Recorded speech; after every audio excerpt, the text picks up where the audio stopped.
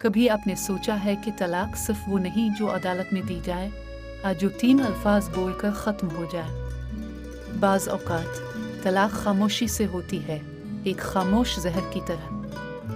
جب شوہر بیوی سے بات کرنا چھوڑ دے، نہ غصہ کرے، نہ پیار کرے، بس لاپرواہی سے گزر جائے۔ جب بیوی کی باتوں کا جواب خاموشی ہو، جب اس کی ضرورتوں کا کوئی خیال نہ ہو، وہ ہر دن جیتے جی مر رہی ہوتی ہے، اور شوہر سمجھتا ہے کہ سب کچھ ٹھیک ہے۔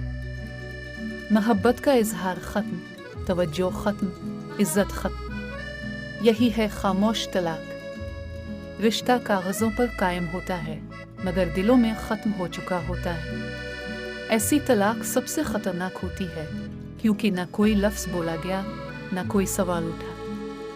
اگر آپ کے گھر میں ایسا کچھ ہو رہا ہے تو آج ہی بات کیجیے، سنیے، سمجھیے، معاف کیجیے، رشتے بچائیے۔ خاموشی مت بولنے دیجیے، ورنہ یہ خاموشی سب کچھ ختم کر دے گی۔